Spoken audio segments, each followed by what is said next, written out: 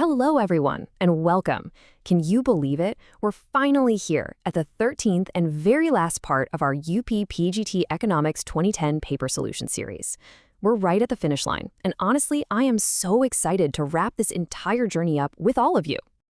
So, are you ready for the grand finale?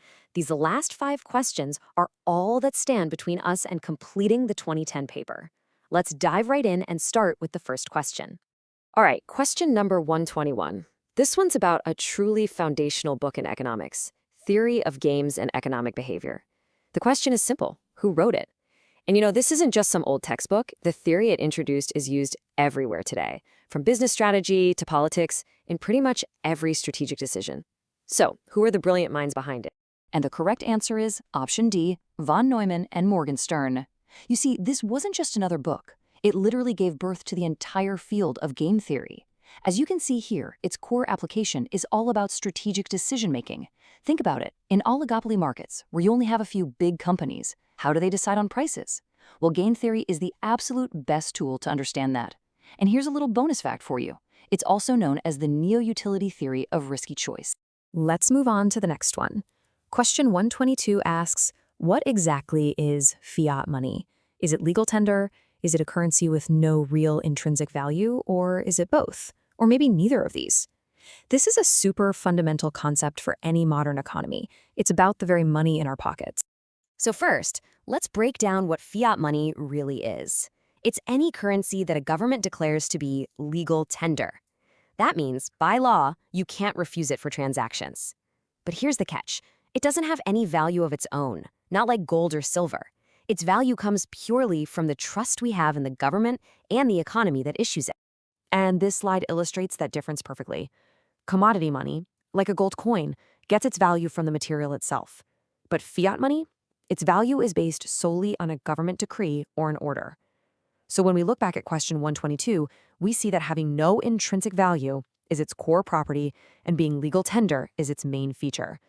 That's why option C, both A and B, is the most complete and correct answer. All right, moving right along to question number 123. This one's an important factual question from the Indian economy section. It asks about the first National Labor Commission, which was set up to study the rights and issues of workers. So the big question is, when was it formed? The correct answer is 1966. This is a really important date in India's economic history, so definitely make a note of it. You'll often find questions about these kinds of important commissions related to labor reforms. Let's add a bit more context to this. The commission was formed in 1966 with the main goal of studying all the problems related to labor. And then, exactly 3 years later, in 1969, the commission submitted its detailed report, which included a whole bunch of really important recommendations. Okay, the next question we're tackling is from a really important concept in microeconomics. So we're going to do a quick little deep dive into the substitution effect. So here's question 124. Which of these concepts depends on compensating variation in income? Our options are the Hicksian substitution effect, the Slutsky substitution effect, both, or the Engel curve. Now, I know this sounds a bit technical, but don't worry, we're going to make it super simple. First things first, what on earth is compensating variation? Well, in simple terms, imagine your favorite snack gets more expensive. Now, you're not as happy as you were before, right? So how much extra money would someone have to give you to compensate for that price rise and get you back to your original level of happiness? That extra money, that's the compensating variation. Simple as that. So how does this connect to Hicks? Well, the main goal of the Hicksian substitution effect is to isolate the pure impact of a price change. And he does this using our new friend, compensating variation. As you can see in the diagram, the whole idea is to keep the consumer on their original indifference curve, which basically means keeping their satisfaction level the same so we can measure only the effect of substitution. So here's the crucial point to remember. The Hicksian substitution effect uses compensating variation to keep the consumer at the same utility level, or on the same indifference curve. And that's precisely why the correct answer to question 124 is option A. And now, the moment we've all been waiting for. We've arrived at the final question of the UP PGT 2010 paper.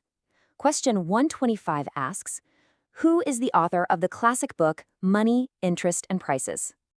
The correct answer is option C, Don Patinkin. This book was published way back in 1956 and was incredibly influential. In it, Patinkin introduced the concept of the real balance effect, where he tried to integrate monetary theory with value theory. He essentially modified the Pigou effect and presented his own updated version. And with that, we have successfully solved the entire UP PGT Economics 2010 paper. A huge congratulations to all of you for sticking with it. It's been quite a journey, but I really hope you've learned a ton along the way. But wait, don't go anywhere. This explainer isn't over just yet. It's time for a quick bonus round to help you practice. I'm going to ask 5 questions. Feel free to pause after each one and think about your answer. First up, when was the World Trade Organization, or WTO, established? Your options are on the screen. Take a moment. Got your answer? The correct one is B, 1995. Question number 2. Who proposed the purchasing power parity, or PPP, theory? Try to recall the name. The correct answer is C. G. Castle. All right, number 3. Where is the headquarters of the Asian Development Bank, the ADB? This is a pretty common question, and the answer is B. Manila. Question 4 for you. In which year was NABARD, the National Bank for Agriculture and Rural Development, established? I'll give you a second to think. The right answer is B, 1982. And for the final practice question, who gave the concept of immiserizing growth? This is a really interesting one. Take your time. The correct answer is A, Jagdish Bhagwati. So how did you do? I hope you did well. Be sure to check your score. So that's a wrap on the 2010 paper. It's done. Now we want to hear from you. Which year's paper should we conquer next?